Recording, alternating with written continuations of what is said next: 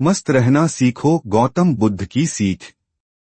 एक बार की बात है, गौतम बुद्ध अपने शिष्यों के साथ एक गांव में पहुंचे। गांव के लोग उनके ज्ञान से बहुत प्रभावित थे और उनसे शिक्षा लेने के लिए बड़ी संख्या में आए।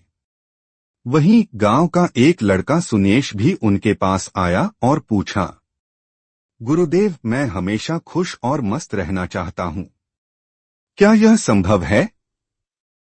गौतम बुद्ध मुस्कुराए और बोले, सुनेश, तुम्हारा सवाल बहुत अच्छा है। खुश और मस्त रहने के लिए तुम्हें अपने अंदर कुछ बातें समझनी होंगी। बुद्ध ने उसे एक कहानी सुनाई। मान लो कोई व्यक्ति तुम्हारे पास एक तोहफा लाता है और तुम उसे लेने से मना कर देते हो, तब उस तोहफे का क्या होगा? सुनेश ने उत्तर दिया, अगर मैंने उसे स्वीकार नहीं किया तो वह तोहफा उसी व्यक्ति के पास रह जाएगा। बुद्ध बोले, ठीक ऐसा ही तुम्हारे जीवन में होता है। लोग तुम्हारे बारे में कुछ अच्छा या बुरा कह सकते हैं। यदि तुम उसे स्वीकार नहीं करते तो वह तुम्हें प्रभावित नहीं कर सकता। उन्होंने आगे समझाया, खुश और मस्त रहने का अर्थ है कि तुम अपनी सोच और अपने मन पर नियंत्रण रखो। बाहरी चीजें, जैसे कि दूसरों की बातें, तुम्हारे मन को तभी प्रभावित करेंगी जब तुम उन्हें करने दोगे। सुनेश ने सिर हिलाते हुए कहा, मैं समझ गया गुरुदेव। अब से मैं दूसरों की नकारात्मक बातों को अपने मन में नहीं आने दूंगा। गौतम बुद्ध ने मुस्कुराते हुए कहा, यही जीवन का रहस्य है। जब तुम अपनी सोच को स्वच्छ और शांत रखोगे, तब ही तुम सच्चे अर्थ में मस्त रह पाओगे। इस प्रकार सुनेश ने बुद्ध की सीख अपनाई और हमेशा मस्त रहने का अभ्यास किया। सुनेश ने गौतम बुद्ध के शब्दों को अपने जीवन का हिस्सा बना लिया। उसने ठान लिया कि अब से वह अपनी खुशी को बाहरी परिस्थितियों और लोगों की बातों पर निर्भर नहीं रहने देगा। कुछ समय बाद गांव में एक बड़ा आयोजन हुआ। आयोजन में कई गांव वाले एकत्र हुए और वहां बहस होने लगी कि कौन सही है और कौन गलत। हर कोई अपनी बात मनवाने के लिए जोर जोर से बोल रहा था। सुनेश भी वहां मौजूद था। उसने देखा कि लोगों की बातें और तर्क वितर्क से माहौल बिगड़ रहा है, लेकिन वह शांत था और मुस्कुराते हुए खड़ा रहा। एक बुजुर्ग व्यक्ति ने सुनेश से पूछा, बेटा, तुम इतने शांत कैसे हो? लोग तुम्हें भी कुछ कह रहे हैं, फिर भी तुम्हारे चेहरे पर मुस्कान है। सुनेश ने उत्तर दिया, मैंने गुरुदेव गौतम बुद्ध से सीखा है कि जो बातें मेरे काम की नहीं हैं, उन्हें मैं स्वीकार ही नहीं करता। जैसे किसी के दिए हुए तोहफे को नकार दिया जाए, वैसे ही मैं बेमतलब की बातों को अपने मन से दूर कर देता हूं। यह सुनकर बुजुर्ग व्यक्ति ने कहा, यह तो बड़ी गहरी सीख है। क्या तुम हमें भी यह सिखा सकते हो? सुनेश ने कहा, यह बहुत सरल है। जब कोई तुम्हारे बारे में कुछ कहता है तो पहले यह सोचो कि क्या वह बात तुम्हारे लिए जरूरी है। अगर नहीं तो उसे वहीं छोड़ दो। जो कुछ भी तुम्हारे मन को परेशान करता है, वह केवल तभी प्रभावी होता है जब तुम उसे अपने अंदर जगह देते हो। गांव के लोगों ने सुनेश की बातों को ध्यान से सुना और उस पर अमल करने का वादा किया। धीरे धीरे गांव का माहौल बदलने लगा। लोग ज्यादा खुश और शांत रहने लगे। सुनेश अब गांव में एक प्रेरणा बन चुका था। उसने गौतम बुद्ध की सीख को न केवल खुद अपनाया, बल्कि दूसरों को भी सिखाया।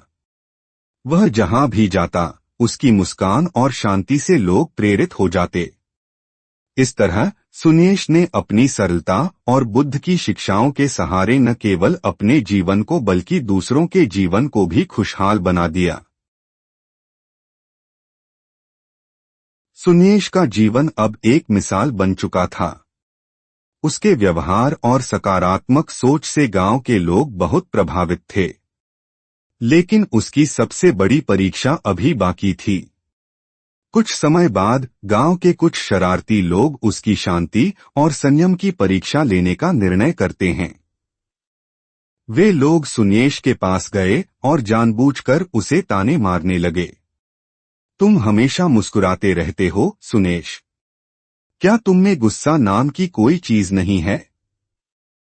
क्या तुम किसी बात की परवाह ही नहीं करते?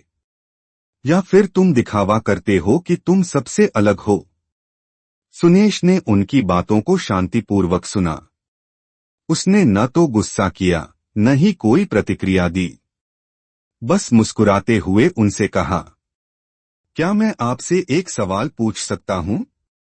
वे हैरान होकर बोले, सवाल? हाँ, पूछो। सुन्येश ने कहा, मान लीजिए आप किसी को एक पत्थर फेंककर मारना चाहते हैं, लेकिन वह व्यक्ति पत्थर को पकड़ने के बजाय उसे वहीं गिरा देता है।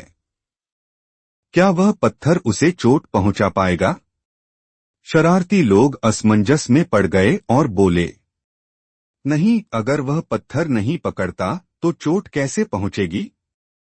सुन्येश मुस्कुराते हुए बोला, तो फिर जब आप मेरे ऊपर ताने फेंकते हैं और मैं उन्हें पकड़ने से इनकार कर देता हूं, तो वे मुझे कैसे चोट पहुंचा सकते हैं? उनकी बात सुनकर वे लोग चुप हो गए। उन्हें समझ आ गया कि सुन्येश को उकसाना व्यर्थ है, क्योंकि वह बाहरी नकारात्मकता को अपने मन तक पहुंचने ही नहीं देता। सुन्येश ने आगे कहा, गौतम बुद्ध ने मुझे सिखाया है कि दुनिया में हर कोई अपने दृष्टिकोण से बोलता है। अगर हम हर बात को गंभीरता से लेंगे तो हमारा मन अशांत हो जाएगा। लेकिन जब हम चुनकर केवल वही स्वीकार करें जो हमारे जीवन को बेहतर बनाता है, तब हम वास्तव में मस्त और शांत रह सकते हैं। यह सुनकर शरारती लोगों ने अपनी गलती मानी और माफी मांगी। उन्होंने भी सुन्येश से अपनी सोच को सकारात्मक बनाने का तरीका सीखने की इच्छा जताई। इस घटना के बाद सुन्येश की प्रशंसा हर जगह होने लगी। उसकी शांति, सहनशीलता और मुस्कान लोगों के दिलों को छू गई। उसने गौतम बुद्ध की शिक्षाओं को अपने जीवन में उतारकर यह साबित कर दिया कि खुश और मस्त रहना कोई कठिन काम नहीं, बस सही दृष्टिकोण और सोच का अभ्यास करना जरूरी है। सुन्येश अब न केवल अपने गांव में बल्कि आसपास के गांवों में भी प्रसिद्ध हो चुका था। लोग उसकी शिक्षाओं और व्यवहार को सुनने और समझने के लिए दूर दूर से आने लगे। उसने यह ठान लिया था कि गौतम बुद्ध की सिखाई हुई बातों को हर जगह फैलाएगा। एक नई चुनौती। एक दिन पास के गांव से एक व्यापारी सुन्येश से मिलने आया। वह बेहद परेशान और गुस्से में था। उसने सुन्येश से कहा, मैंने अपनी पूरी जिंदगी कड़ी मेहनत की, लेकिन लोग मेरे पीछे मेरी बुराई करते हैं। मैं हमेशा उनकी बातों से आहत हो जाता हूं। कृपया मुझे यह बताओ कि मैं कैसे शांत और मस्त रहूं? सुन्येश ने शांतिपूर्वक उसे बैठने के लिए कहा और फिर बोला, भाई, एक कहानी सुनाता हूं। शायद इससे तुम्हें जवाब मिल जाए। कहानी? सुन्येश ने कहा, एक किसान के पास 2 घड़े थे। वह हर रोज उन्हें कुएं से पानी भरने के लिए उपयोग करता था। एक घड़ा बिल्कुल सही था, जबकि दूसरा थोड़ा टूटा हुआ था। जब भी किसान पानी भरकर घर पहुंचता, तो टूटे हुए घड़े से आधा पानी रास्ते में गिर जाता। एक दिन टूटे हुए घड़े ने किसान से कहा, मुझे क्यों रखते हो? मैं तो अधूरा हूं और तुम्हारे काम को पूरा नहीं कर पाता। किसान मुस्कुराया और बोला, कल जब मैं पानी भरने जाऊं तो तुम रास्ते को ध्यान से देखना। अगले दिन किसान जब पानी भरने गया तो टूटे हुए घड़े ने देखा कि जिस रास्ते पर वह ले जाया जाता है, वहां सुंदर फूल खिले हुए हैं। किसान ने घड़े से कहा, देखा, तुम्हारे टूटे होने के कारण मैंने रास्ते के किनारे बीज बो दिए थे। जब भी तुमसे पानी गिरता था, वह इन बीजों को सींचता था। आज यह खूबसूरत फूल तुम्हारे कारण ही खिले हैं। समाधान? सुन्येश ने व्यापारी से कहा, इस कहानी से हमें यह सीख मिलती है कि हमारी कमजोरियां भी किसी न किसी रूप में खूबसूरती पैदा कर सकती हैं। लोग क्या कहते हैं, इस पर ध्यान देने के बजाय तुम्हें यह देखना चाहिए कि तुम अपनी ऊर्जा कहाँ खर्च कर रहे हो। अगर तुम अपनी ऊर्जा दूसरों की बातें सुनने और परेशान होने में लगाओगे तो तुम्हारे पास अपने जीवन को बेहतर बनाने का समय ही नहीं बचेगा। व्यापारी ने सिर झुकाकर कहा, मैंने कभी इस दृष्टिकोण से नहीं सोचा। अब से मैं दूसरों की बातों पर ध्यान नहीं दूंगा और अपने जीवन की खूबसूरती को पहचानूंगा। संदेश फैलता गया। सुनेश की यह बातें सिर्फ व्यापारी तक ही सीमित नहीं रहीं। वह जहां भी जाता वहां लोगों को सिखाता कि कैसे अपनी सोच को बदलकर खुशी और मस्ती भरा जीवन जिया जा सकता है। गांव-गांव में अब यह संदेश फैल चुका था।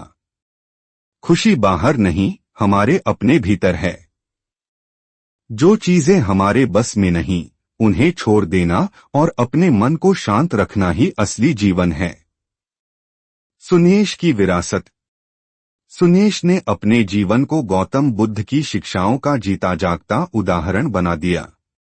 उसने यह साबित कर दिया कि शांति, सहनशीलता और सकारात्मक सोच के साथ जीवन जीने से न केवल हम खुद खुश रह सकते हैं, बल्कि दूसरों को भी प्रेरित कर सकते हैं। धीरे धीरे वह एक गुरु के रूप में पहचाना जाने लगा। लोग उसे देखने और उसकी बातों को सुनने के लिए दूर दूर से आने लगे। उसने अपनी पूरी जिंदगी दूसरों को सिखाने और खुश रहने का संदेश देने में लगा दी। और इस तरह सुनेश की कहानी और गौतम बुद्ध की शिक्षाएं हमेशा के लिए लोगों के दिलों में बस गईं। सुनेश का संदेश और समाज में बदला। सुनेश की सादगी और गहन शिक्षाएं समाज में बदलाव लाने लगीं। गांवों में जहां पहले लोग छोटी छोटी बातों पर झगड़ते थे, अब वहां शांति और सहयोग का माहौल बन गया था। लोग एक दूसरे की कमजोरियों पर हंसने के बजाय उन्हें समझने और उनका सहारा बनने लगे। एक दिन एक युवा लड़की अनुष्का सुनेश के पास आई। वह गहरे दुख में थी और रोते हुए बोली, गुरुदेव, मैं अपने जीवन में कुछ बड़ा करना चाहती हूँ, लेकिन लोग हमेशा मुझे नीचा दिखाते हैं। वे कहते हैं कि मैं लड़की हूँ, मुझसे यह सब संभव नहीं होगा। क्या मैं सच में इतनी कमजोर हूँ? सुनेश ने उसे एक बीज दिया और कहा, इस बीज को लो और इसे जमीन में लगाओ। हर दिन इसे पानी देना और ध्यान रखना।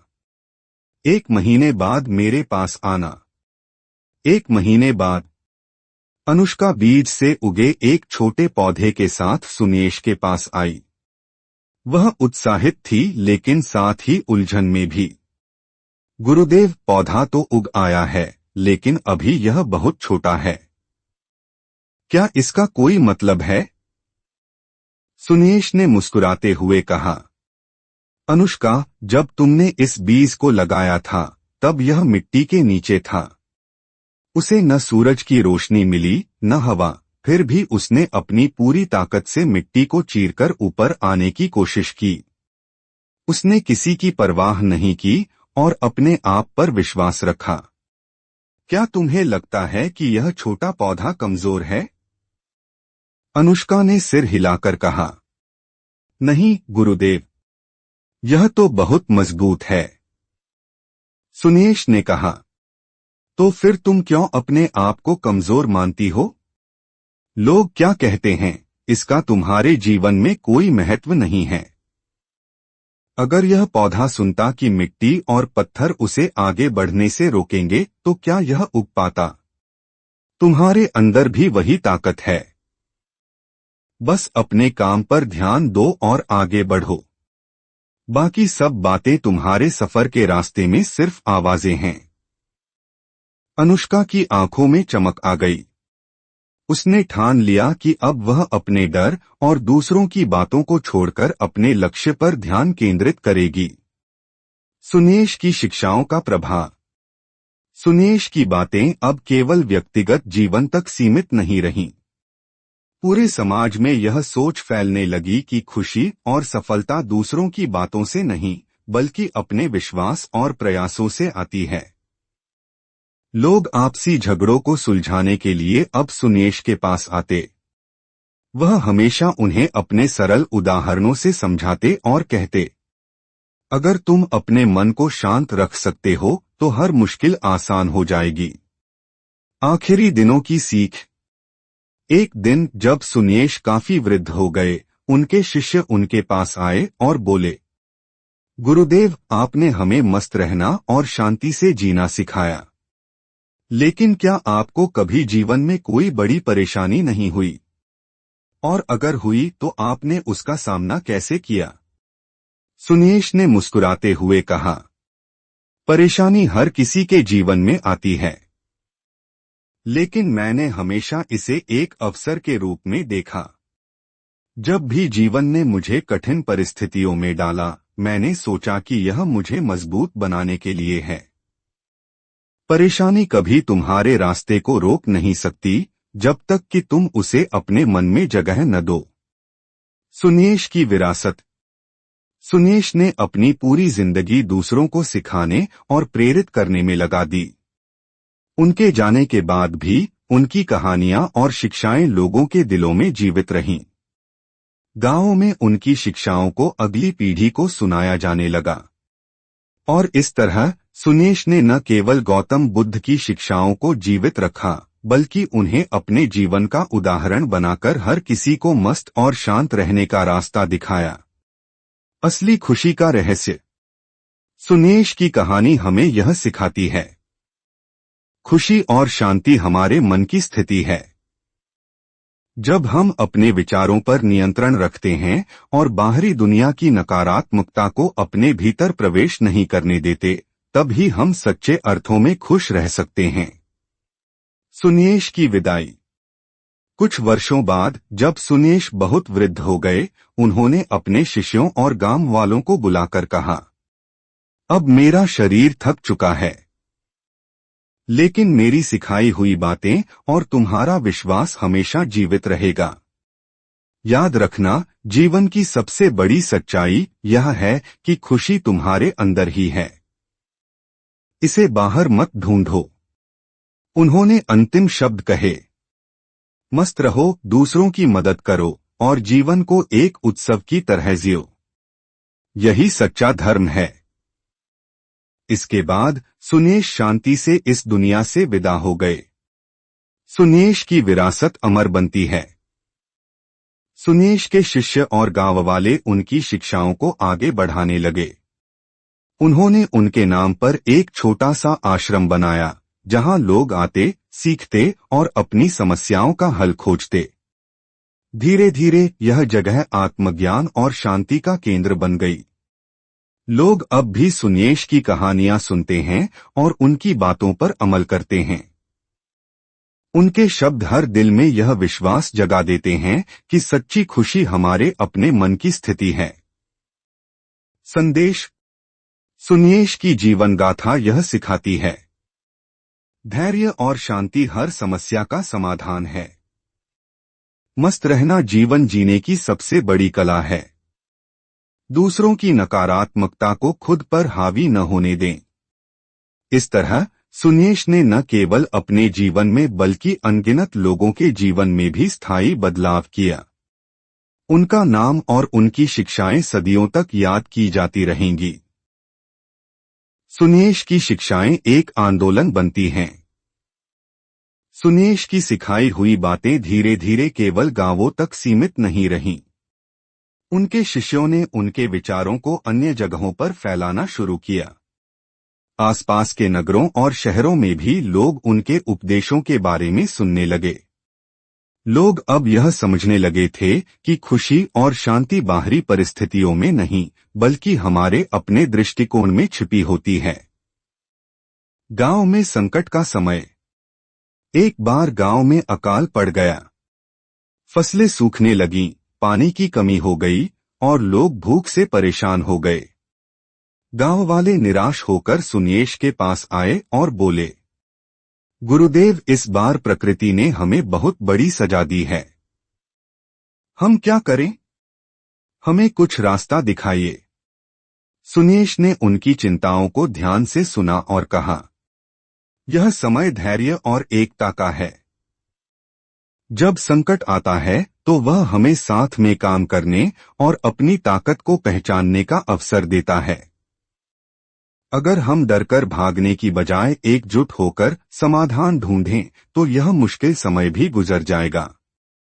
उन्होंने गांव वालों को संगठित किया। लोगों ने मिलकर एक योजना बनाई। एक कुओं की सफाई की गई ताकि जो थोड़ा बहुत पानी बचा था उसे सही तरीके से इस्तेमाल किया जा सके।